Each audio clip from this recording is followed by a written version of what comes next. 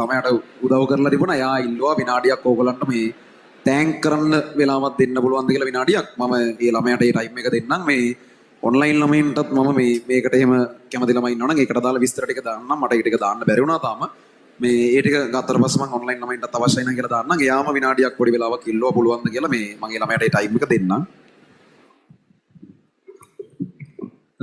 මට මුලින්ම සමාව වෙන්න ඕගොල්ලන්ට ඉගෙන ගන්න තියෙන වෙලාවේ මම කතා කරනවට මම ඕගොල්ලන්ගේ වයසෙමයි ඕගොල්ලන්ගේ බැච් එකේමයි මම රත්නපුරේ ගංකන්ද මධ්‍ය විද්‍යාලයේ ඉගෙන ගන්නෙ. මගේ අම්මා රත්නපුර විද්‍යාරාජ විද්‍යාලයේ ගුරුවරියක් විදියට සේවය කරනවා.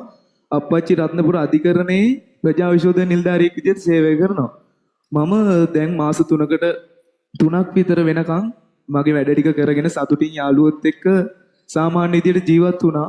ඒ වුණාට මාස 3කට විතර කලින් දැනගන්න ලැබුණා අප්පච්චිට නන් ඇල්කොහොලික් සිරෝසිස් කියලා ඇගෙම්ම එන විසකින් අප්පච්චිගේ අක්මාව විනාශ කරනවා. ඒ හින්දා අප්පච්චිට වෙන අක්මා කැල්ලක් බද්ධ කරන්න ඕනි කියලා. අපිට මුලින් නම් කිව්වේ අවුරුදු 10ක් ඇතුළත බද්ධ කරන්න. එතකොට අපිට සල්ලි හොයාගන්න පුළුවන් නේ මේට කියලා. ඒ වුණාට ඒ කලින් ડોක්ටර්ගේ වැරදීමක් නිසා අපි අලුතෙන් channel කරපු ડોක්ටර් කිව්වා මේ විදියට හිටියොත් අප්පච්චිට තව ජීවත් වෙන්න පුළුවන් අවුරුද්දක් වගේ පොඩි කාලයක්. ඒ හින්දා ඉක්මනටම අක්මා කැල්ලක් බද්ධ කරන්න කියලා ඔපරේෂන් එක මාස 6ක් වගේ ඇතුළත කරන්න කිව්වා. ජූනි මාසේ තව මාසයක් එකමාරක් වගේ කාලයක් තමයි තියෙන්නේ ඔපරේෂන් එකට. ලක්ෂ 200ක් වෙනවා මුළු ඔපරේෂන් එකටම. මේ වෙද්දී අපිට විකුණන්න තියෙන හැමදේම විකුණලා මට කරන්න පුළුවන් හැමදේම මගේ අම්මගේ ඉස්කෝලේ ගුරුවරු මගේ යාළුවෝ මට මාරු විදිහට උදව් කළා.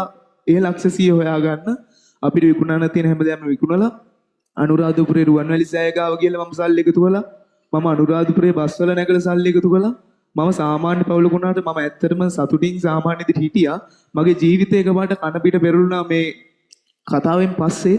මම මේ හැමදේටම පුරුදු වුණා.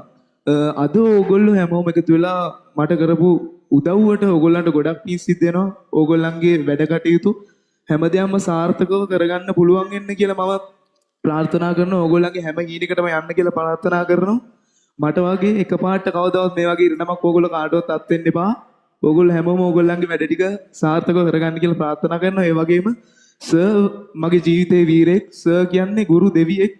මට මේ ප්‍රශ්නේ ආවට පස්සේ මුලින්ම මතක් වුණා සර්ව. ඒකයි මම සර්ව හොයාගෙන ආවේ.